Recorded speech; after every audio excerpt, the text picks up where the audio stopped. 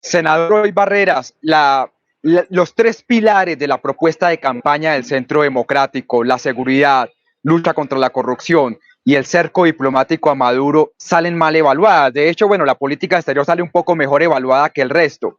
¿Por qué le están fallando, según la encuesta, los tres pilares al gobierno del presidente Duque, sus tres pilares fundamentales? Y el económico, que venía bien, pues ya lo ha dicho César, con la pandemia se fue hacia abajo. ¿Cuál es su evaluación de esos tres pilares? Pues esos tres pilares son un fracaso. Yo inclusive no estoy de acuerdo en que la economía venía bien. Lo que nos legó el primer año del gobierno de Duque fue una reforma tributaria inequitativa que disminuyó el ingreso y le regaló 12 billones de pesos a los ricos más ricos. Hoy no hay un solo economista que no esté de acuerdo, incluyendo los de derecha, en que esas exenciones son perversas. De manera que la economía también venía mal. La cosa diplomática es un desastre. O sea, el gobierno Santos, que como todos los gobiernos merece todos los análisis y también soporta todas las críticas, pues entregó unas relaciones internacionales abiertas con Europa, con el mundo, respetables, desnarcotizadas, y resulta que ahora volvemos a estar en el ostracismo.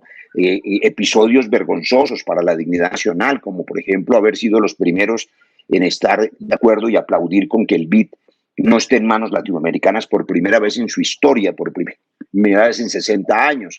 Lo que ocurrió hace un par de días a propósito de la anexión de Cisjordania, son temas que a los colombianos les parecen muy lejanos, pero ahí hay una actitud política, ahí hay un legado diferente.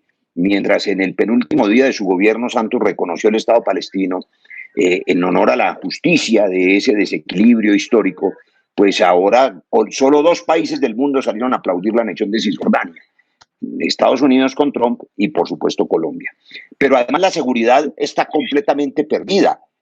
Nosotros tenemos pendiente un debate con el nuevo ministro de Defensa, el anterior se cayó por lo que se supo, pero es que no hay control sobre el territorio y con la dolorosa desgracia que hemos venido a conocer de miembros de las fuerzas militares cometiendo delitos, violaciones, abusos, chuzadas, en fin, pues parece que también perdieron el control sobre las fuerzas, sobre la disciplina y el control en estos 2 años, de manera que salen mal evaluadas.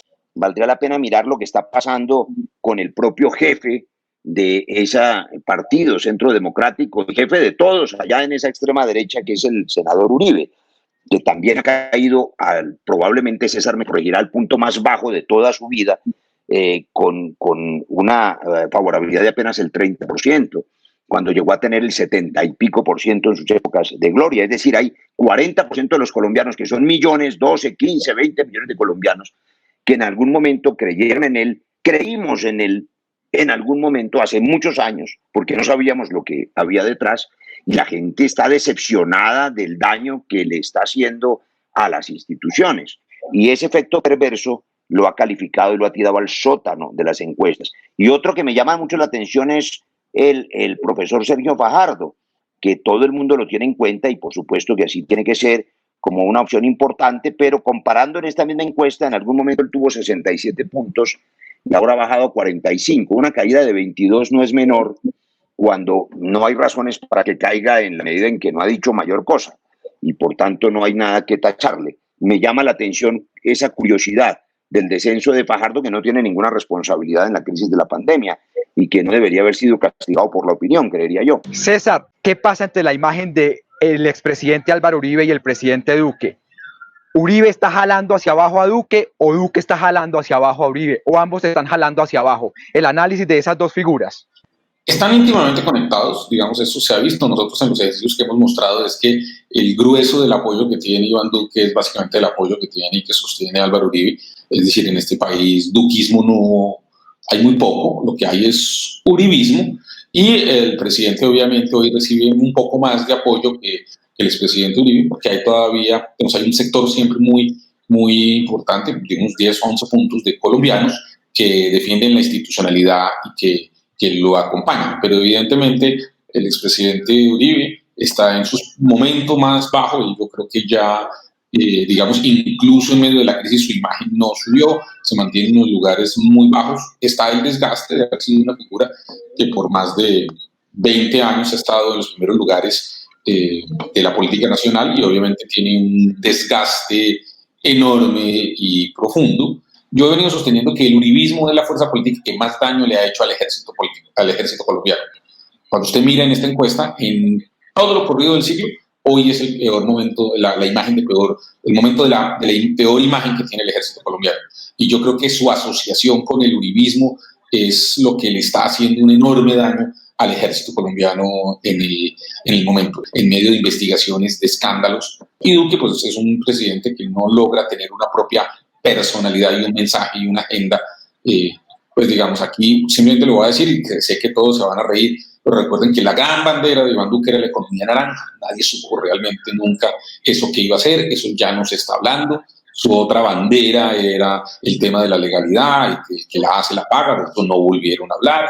Pero digamos que el presidente está sin agenda, la agenda de la pandemia le dio un aire durante unas semanas, expidió los decretos, el número de decretos que el senador mencionó. Esos decretos no han pasado a la realidad, no pasan de los decretos a los hechos. Quiero irme con una pregunta concreta, primero para el senador y luego para César.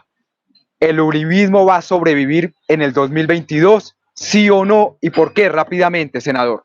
Hay un pueblo con hambre y con miedo que merece esperanza y merece un futuro mejor y, por supuesto, no será el uribismo el que se lo dé, que sigue anclado a ese oscuro pasado. No van a sobrevivir porque democrática y pacíficamente los vamos a derrotar en las urnas. César, ¿y a usted qué le dicen los números? No, yo creo que va a sobrevivir, pero no como una fuerza central de la política colombiana, sino como una fuerza marginal. Le recuerdo una cosa, Álvaro Uribe jamás ha enfrentado una elección, jamás, con menos del 60% de popularidad en él personalmente. Y hoy está en 30% de popularidad. Es decir, los 2 millones de votos que cerca de esa figura que sacó su lista al Senado se van a ver seriamente comprometidos y seriamente disminuidos. Entonces el Centro Democrático pasará de ser una fuerza con 20 senadores a una fuerza con menos de 10 senadores, que sigue siendo una fuerza que va a sobrevivir, pero ya no va a sobrevivir, creo yo, como la fuerza política central y dominante, sino como una fuerza política marginal